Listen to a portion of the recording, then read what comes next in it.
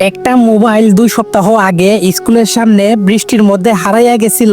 তো আজকে কে জানি ওই মোবাইল থেকে ফোন দিয়ে বলতেছে, ভাই একটা মোবাইল পাইছি, এখানে ইয়াসিন দিয়ে সেভ করা, এটা কার মোবাইল বলতে পারেন? তখন আমি বললাম, জি জি ভাই, এটা আমার মোবাইল। ভাই মোবাইলটা খুব দরকার ছিল, যদি দিতেন। তখন আমি নাম্বারের দিকে খেয়াল করে দেখলাম ওইটা আমার নাম্বার। তখন অচেনা লোকটি বলল, আচ্ছা ঠিক আছে, আপনি কোথায় আছেন? আমি বললাম, আমি বাজারে আছি। তখন অচেনা লোকটি বলল, তাইলে কালকে সকাল 10টায় স্কুলের সামনে এসে নিয়ে যাবেন, আমি কল দিব। তখন আমি বললাম, ভাই একটা কথা ছিল। তখন লোকটি বলল, বলেন। তখন আমি বললাম, আপনি 2 সপ্তাহ আগে মোবাইলটা পাইছেন? তখন লোকটি বলল, জি কেন? তখন আমি বললাম, 2 সপ্তাহ ধরে সাদিয়া, সুমাইয়া, মিম তাদের সাথে মেসেজ করতে পারছি না।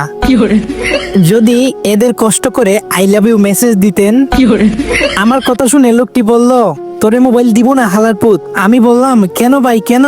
তখন লোকটি এমন এক কথা শোনায়, সেটা শুনে আমি হাসবো নাকি কাঁদবো বুঝতেছি না। লোকটি কি বলে সেটা শোনার আগে এই সুন্দর ছবিটার জন্য একটা লাইক এবং একটা সাবস্ক্রাইব করে দিবেন, আর না করলে আমি ধরে নিব আপনি আল্লাহকে মন থেকে ভালোবাসেন না। যখন লোকটি বলল তোকে মোবাইল দিব না, তখন আমি জিজ্ঞেস করলাম, কেন ভাই কেন? তখন অচেনা লোকটি বলল, তোর মোবাইলে দেখি আমার ছোট্ট বোনের নাম্বার সেভ করা, তুই ওর লগেও কথা কস। তখন আমি ওরে বললাম, আমি আর কথা কমু না ভাই, দিয়া দেন ভাই, আমার ফোনটা দিয়া দেন।